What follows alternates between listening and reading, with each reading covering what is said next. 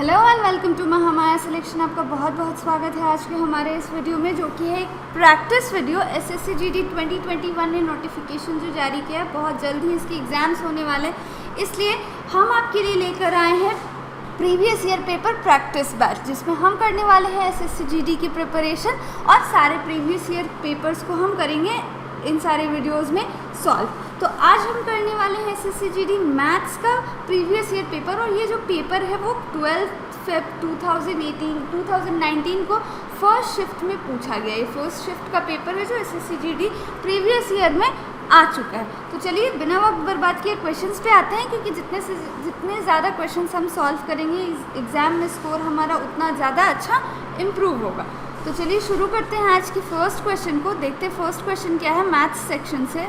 SSC GD 2019 में जो ये 12 फेब का पेपर है, उसमें मैथ्स का जो फर्स्ट क्वेश्चन है वो एक सिंप्लीफिकेशन का क्वेश्चन है। ऐसे जो छोटे छोटे टॉपिक्स होते हैं नंबर सिस्टम से सिंप्लीफिकेशन वगैरह काफ़ी पूछे जाते हैं और ये स्कोरिंग भी होते हैं। चलिए शुरू करते हैं, इसको सॉल्व करते हैं।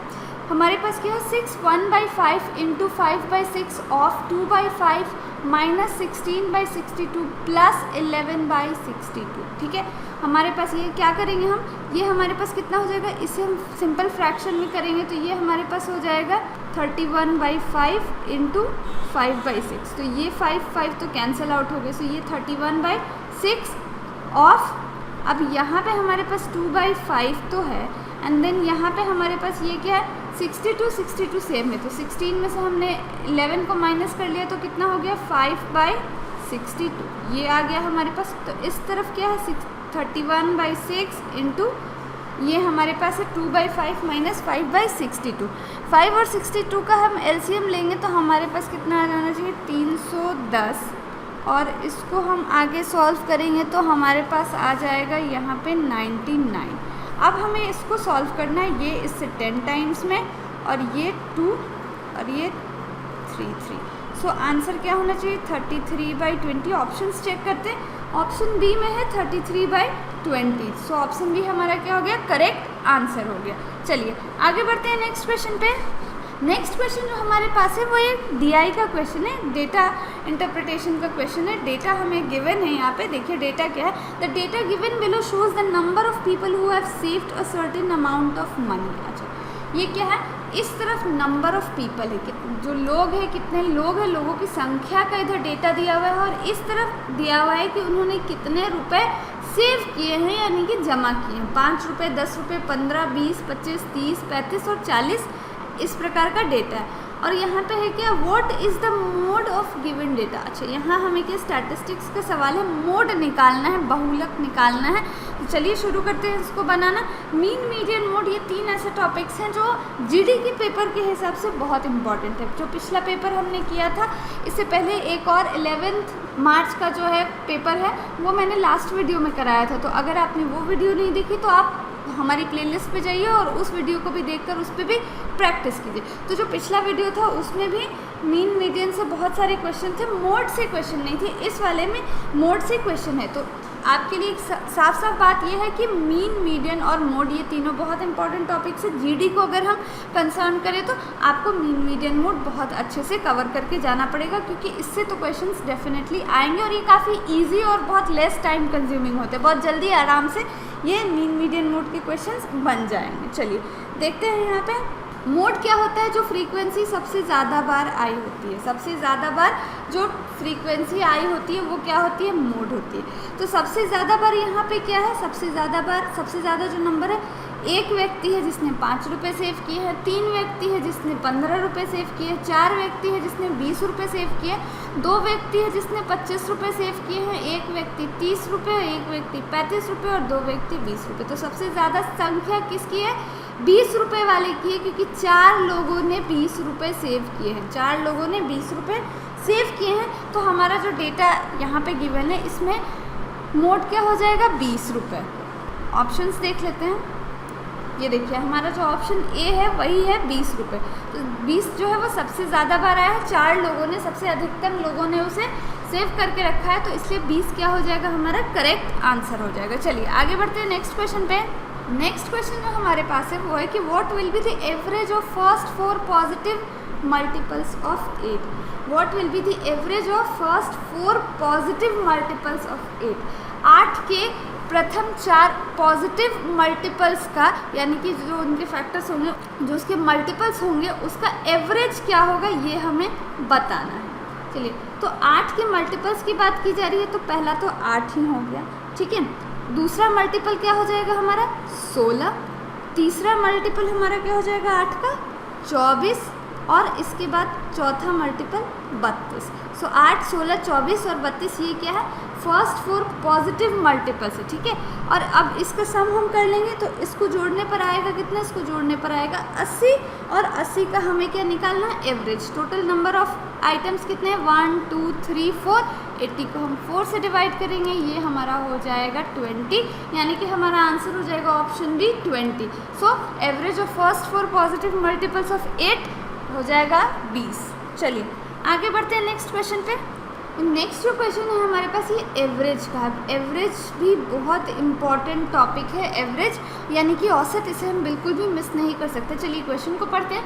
The average age of 50 teachers of a school is 66 years. एक स्कूल के 50 शिक्षकों का एवरेज एज जो है वो कितना है 66 साल। And the average age of 60 teachers of another school is 55 years. और किसी दूसरे स्कूल के 60 टीचर्स का, 60 शिक्षकों का जो एवरेज एज है वो कितना है 55 साल। What will be the average age of both of teachers of both the schools together, यानी कि दोनों स्कूल के टीचर्स को अगर हम मिला लें तो उनका एवरेज एज कितना होगा। एवरेज जो है, ये जो क्वेश्चन है थोड़ा सा अगर आप ट्रेडिशनल तरीके से बनाएंगे तो लेंदी हो जाएगा। इसके लिए एक फॉर्मूला होता है n1 और x1 plus n2 x2 by n1 plus n2। अब ये फॉर्मूला कैसे हम क्या, n1 क्या है n2 क्या है, ये सब कुछ मैंने डिटेल में अपनी प्लेलिस्ट के एक वीडियो में, जो हमारा कोर्स वीडियो है, स्पेशल कोर्स वीडियो, उसमें मैंने बताया हुआ है। ज़्यादा हमें इसमें कुछ करने की ज़रूरत नहीं, सिर्फ वैल्यूज़ को हम फॉर्मूला पे पुट करेंगे और हमारा आंसर आ जाएगा। देखिए n1 क्या होता है, n1 होता है नंबर्स, यानी कि यहाँ पे n1 हो गया 50 टीचर्स और यहाँ पे n2 हो गया 60 टीचर्स। तो n1 हमारा क्या हो गया, मैं यहाँ पे साइड में लिख देती हूँ, n1 हमारा क्या हो गया 50, n2 हमारा क्या हो गया 60, ठीक है। और x1 और x2 क्या है, एवरेज है। x1 और x2 एवरेज है। सो x1 क्या हो गया 66, सो x1 हमारे पास 66 और x2 हमारे पास क्या हो गया, x2 है हमारे पास सेकेंड वाला एवरेज, यानी कि 55। सिंपल। अब इसे हम क्या करेंगे, फॉर्मूले पे पुट कर देंगे। चलिए करते हैं। n1 हमारा कितना है 50, x1 हमारा कितना है 66, ठीक है। अब हमने क्या किया, यहाँ पे हम प्लस करेंगे। n2 हमारा कितना है 60, x2 हमारा कितना है 55, और नीचे में हम क्या लिखेंगे n1 प्लस n2, यानी n1 कितना है 50 और n2 है हमारा 60, बस। और इस फॉर्मूले पे हम क्या करेंगे, इसे हम सॉल्व कर लेंगे। चलिए करते हैं। तो ये हमारे पास कितना आएगा, ये हमारे पास 50 × 60 3300 प्लस 3300 और 50 × 60 हमारे पास हो जाएगा 110, यानी कि ये टोटल हमारे पास 6600 बाई 110, और आगे ये हमारा कैंसिल आउट हो जाएगा। ये हो गया हमारा 60, यानी कि एवरेज हमारा आंसर हो गया ऑप्शन ए 60 ईयर्स। तो इसको आप फॉर्मूला मेथड से भी बना सकते हैं। इसके अलावा एवरेज के हर एक टाइप के क्वेश्चन को फॉर्मूला मेथड से कैसे करें, डायरेक्ट कैसे करें, ये मैंने अपने प्लेलिस्ट वाले वीडियो में, जो स्पेशल कोर्स चल रहा है, उसमें मैंने बताया है। तो वो सारे वीडियोस देखने के लिए आप हमारी प्लेलिस्ट पे जा सकते हैं और टॉपिक वाइज वीडियो सेलेक्ट करके देख सकते हैं। चलिए आगे बढ़ते हैं नेक्स्ट क्वेश्चन पे। नेक्स्ट क्वेश्चन जो हमारे पास है ये मेंसुरेशन का क्वेश्चन है, और क्वेश्चन ये है कि the height of a cone is 24 centimeter and radius of its base is 10 centimeter. If the rate of painting is 28 per centimeter square, then what will be the total cost in painting the cone from outside. एक cone है, चलिए कोन बना लेते हैं। ये रहा हमारा कोन, ठीक है।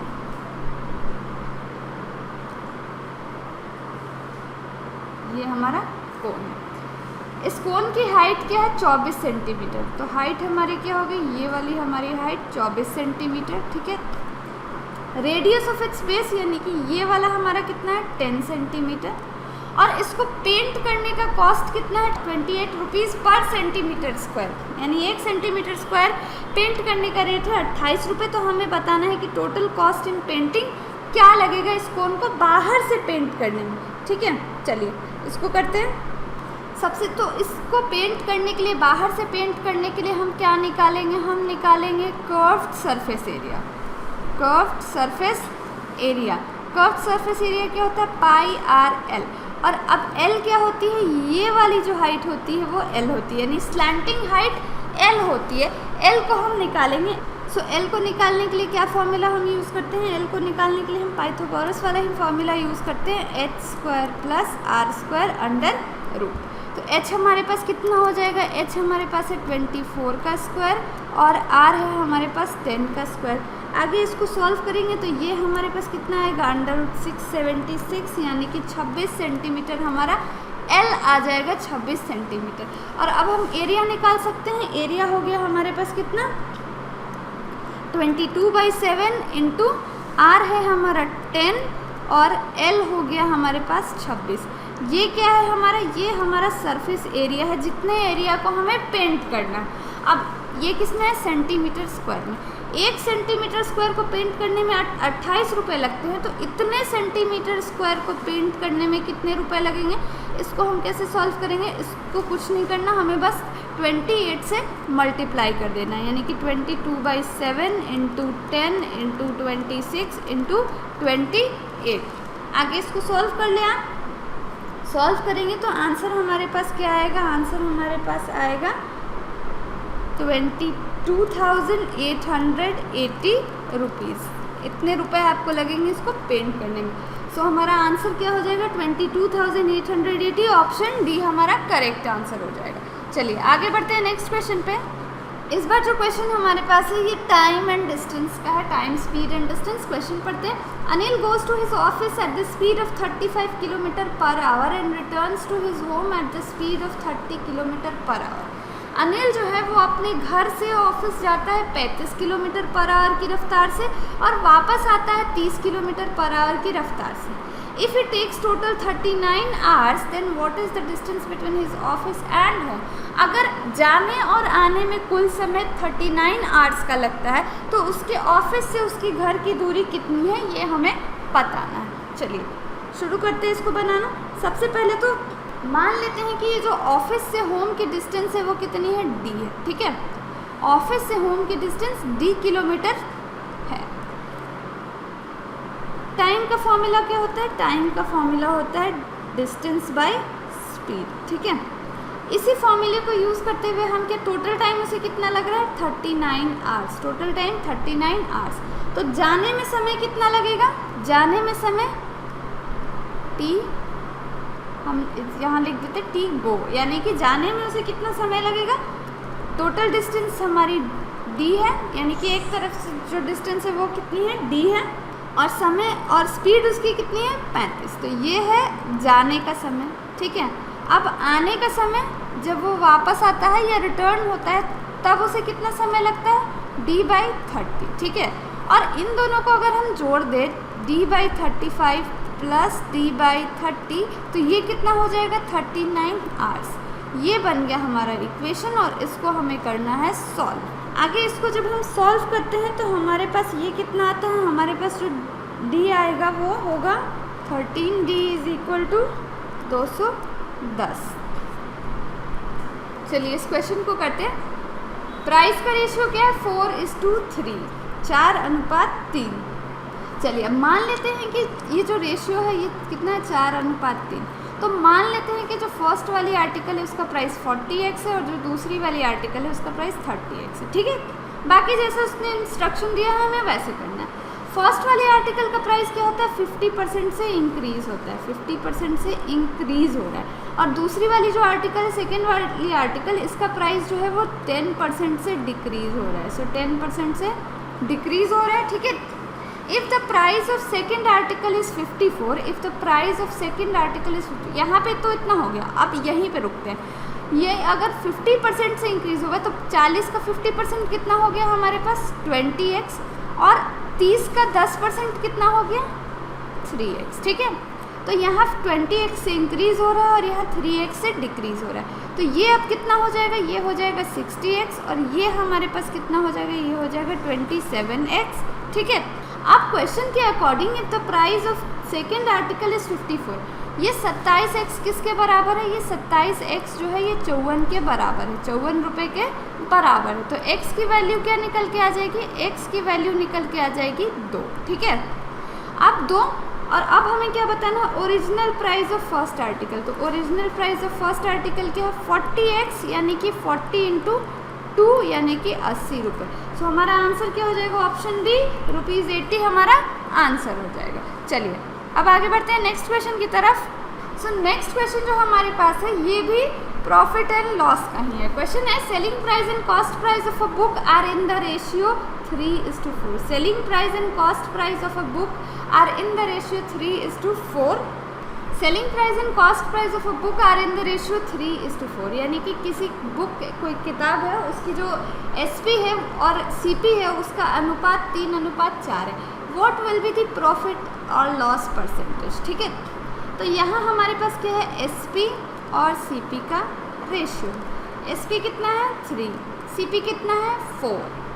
तो हमें बताना है कि प्रॉफिट या फिर लॉस क्या हुआ है और उसका परसेंटेज क्या। अब यहाँ आप साफ साफ देख सकते हैं कि SP क्या है हमारा 3 और CP है 4। अब SP क्या है हमारा कम है, CP बड़ा है, तो यहाँ क्या हुआ होगा, लॉस। डेफिनेटली यहाँ लॉस हुआ है क्योंकि CP जो है वो हमारा बड़ा है, SP कम है।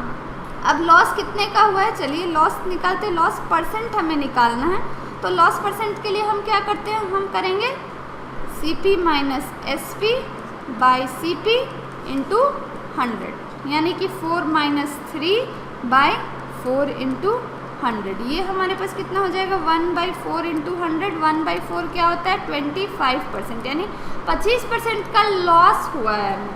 ऑप्शन ए हमारा सही आंसर हो जाएगा। चलिए आगे बढ़ते हैं नेक्स्ट क्वेश्चन की तरफ। चलिए इस क्वेश्चन को करते हैं। ये भी जो क्वेश्चन है ये SI का ही है।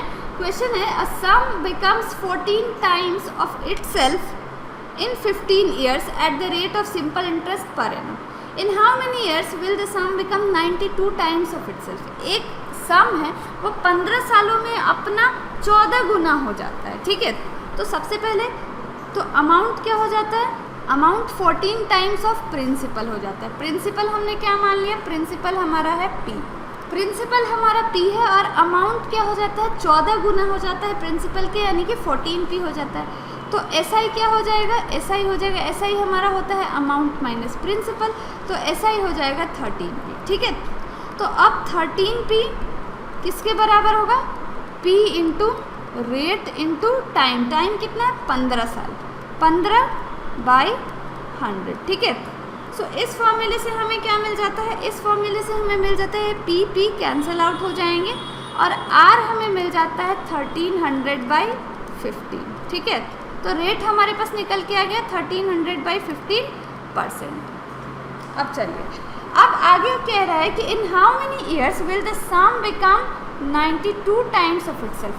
इस बार हमें क्या करना है, P है, अमाउंट क्या होना है 92P होना है। ठीक है, तो SI कितना होगा, SI हमारा हो जाएगा 91P। ठीक है, तो SI हमें 91P चाहिए और रेट हमारे पास 1300/15 है। टाइम हमें निकालना है। सो टाइम के लिए क्या फॉर्मूला होता है, टाइम के लिए हमारे पास फॉर्मूला होता है SI इंटू 100/PR। ठीक है, तो SI हमारे पास कितना हो गया, SI यहाँ पे मैं कर लूँ थोड़ा सा स्पेस लेके। SI हमारे पास कितना हो गया, SI है हमारे पास 91P 100/PR। P और R है हमारे पास 1300/15, यानी कि 15 ऊपर चला जाएगा। सो ये 0 से 0 कैंसिल आउट, T से P कैंसिल आउट, 13 से 91 7 टाइम्स में, यानी कि हमारा टाइम हो गया 105 साल। ठीक है, तो आंसर क्या हो जाएगा, ऑप्शन सी 105 ईयर्स। आगे बढ़ते हैं नेक्स्ट क्वेश्चन पे। नेक्स्ट क्वेश्चन जो है हमारे पास ये परसेंटेज का क्वेश्चन है। क्वेश्चन है B is 20% more than A and C is 25% more than B. If C is 330 then what will be the value of A? चलिए इस क्वेश्चन को करते हैं आगे। इस क्वेश्चन के अकॉर्डिंग B जो है वो A से 20% ज़्यादा है और C जो है वो B से 25% ज़्यादा है। अगर C की वैल्यू 330 है तो A की वैल्यू क्या होगी, ये हमसे पूछा गया। चलिए यहाँ पे बनाते हैं A, B और C। क्वेश्चन के अकॉर्डिंग B क्या है, A से 20% ज़्यादा है, तो अगर A 100 है तो B कितना हो जाएगा 120। आगे C is 25% more than B। C क्या है, B से 25% ज़्यादा है। अब 120 का 25% कितना होता है, 120 का 25% हमारे पास ये हो जाएगा 2 और ये हो जाएगा 5, ये हो जाएगा 6 एंड 30। सो C कितना हो जाएगा 120 प्लस 30 यानी कि 150। ठीक है, तो ये A B C तो हमारे पास निकल के आ गया। अब हमें ये कह रहा है कि अगर C की वैल्यू 330 हो, यानी कि इस 150 की वैल्यू कितनी है 330। ठीक है, तो 100 की वैल्यू यानी कि A की वैल्यू क्या होगी, 150 कितना है 330 के बराबर, तो 100 कितना होगा 330 बाई 150 इंटू 100। ये हमारा 2, ये 3 और ये हमारे पास 110 इंटू 2 यानी कि 220। हमारा आंसर क्या हो जाएगा, ऑप्शन डी 220 हमारा करेक्ट आंसर हो जाएगा। चलिए आगे बढ़ते हैं नेक्स्ट क्वेश्चन की तरफ। नेक्स्ट क्वेश्चन हमारे पास DI का है। DI यानी कि डेटा इंटरप्रिटेशन जो है ये भी बहुत इंपॉर्टेंट है। करीब 5 क्वेश्चन DI के पूछे जाते हैं GD के पेपर में। The table given below shows the runs scored by 4 different batsmen B1, B2, B3 and B4 in 5 different matches of series। ये B1, B2, B3 और B4 4 अलग अलग बैट्समैन हैं जिन्होंने 5 मैच खेले हैं, M1, M2, M3, M4, M5 और इतने इतने रन्स इन्होंने बनाए हैं और इसी से रिलेटेड अब हमसे क्वेश्चंस पूछे जाएंगे। तो चलिए इस डेटा को आप देख लीजिए एक बार ध्यान से और क्वेश्चंस पे बढ़ते हैं। पहला क्वेश्चन है व्हाट इज द पर match average number of run scored by batsman B3, यानी कि B3 का हमें क्या बताना है, पर match average number of run scored. ठीक है, तो टोटल रन पहले B ने कितने बनाए हैं ये हमें निकालना होगा। Total run scored by B ने टोटल रन्स कितने बनाए हैं, चलिए एक बार डेटा को देख लेते हैं। B3 की हम बात कर रहे हैं, B3 ने टोटल 23, 36, 45, 19 और 27, 23, 36, 45, 19 और 27। तो ये हमारे पास कितना आएगा, ये हमारे पास आएगा 23, 36, 45, 19, 27। ठीक है, तो ये हमारे पास निकल के आ गया टोटल उसने कितने रन्स बनाए हैं। ये टोटल कितना हो जाएगा, ये हो जाएगा 150। और अब हमें एवरेज निकालना है, तो टोटल मैच कितने थे, टोटल 5 मैच थे, तो 150 को हम क्या करेंगे 5 से डिवाइड करेंगे, आंसर आ जाएगा 30, यानी कि ऑप्शन डी हमारा 30 आंसर होगा। चलिए आगे बढ़ते हैं नेक्स्ट क्वेश्चन पे। नेक्स्ट क्वेश्चन जो हमारे पास है वो है what is the difference in total number of run scored by B1 and B4 in these 5 matches. B1 और B4 ने 5 मैच में जितने भी रन बनाए हैं उनका डिफरेंस कितना होगा। ठीक है, चलिए इसको सॉल्व करते हैं। डेटा एक बार देख लेते हैं B1 और B4 के लिए। B1 और B4 का डेटा है, B1 ने टोटल कितने रन्स बनाए हैं 120, 95, 83, 86 और 20। ठीक है, और B4 ने कितने रन्स बनाए हैं 56, 65, 85, 45, 42। अब इन दोनों का क्या हमें निकालना है, डिफरेंस निकालना है। तो ये हमारे पास कितना आएगा, ये हमारे पास आएगा टोटल, ये हमारे पास यहाँ पे 4, यहाँ 0 एंड देन 4, और ये हमारे पास कितना आएगा, ये हमारे पास यहाँ पे 3, ये रहा 9 और ये 2। अब इन दोनों का डिफरेंस हम निकालेंगे, 404 और 293 का डिफरेंस हमारे पास कितना आएगा, ये आएगा 1, 1 और ये 1, यानी कि 111 हमारा आंसर होना चाहिए। चलिए ऑप्शन चेक करते हैं। देखिए 111 ऑप्शन बी हमारा क्या है, करेक्ट आंसर है। अब बढ़ते हैं नेक्स्ट क्वेश्चन पे। नेक्स्ट क्वेश्चन हमारे पास है जो मेंसुरेशन का क्वेश्चन है। क्वेश्चन है the length and breadth of a rectangular garden is 12 centimetre and 9 centimetre. एक रेक्टेंगुलर गार्डन है, ठीक है, इसकी लेंथ कितनी है 12 और ब्रेड्थ है 9। What will be the area of rectangular garden. तो एरिया क्या होता है L इंटू बी, यानी कि 12 इंटू 9, आंसर हो जाएगा 108 सेंटीमीटर स्क्वायर, यानी कि ऑप्शन डी हमारा करेक्ट आंसर हो जाएगा। तो ये थे मैथ्स के क्वेश्चन जो एसएससी जीडी एग्ज़ाम में फेब में पूछे गए हैं। ये सारे प्रीवियस ईयर क्वेश्चंस थे और मोस्ट एक्सपेक्टेड थे जो आपके आने वाले एग्ज़ाम में बिल्कुल इसी तरह के क्वेश्चंस पूछे जाएंगे। आई होप कि आपको ये वीडियो अच्छी लगी हो और आपने इस पर प्रैक्टिस भी किया है। अगर आपको ये वीडियो अच्छी लगी तो इसे लाइक करें, अपने फ्रेंड्स के साथ शेयर करें और महामाया सिलेक्शन को सब्सक्राइब करना ना भूलें। Thank you for watching and see you in the next video.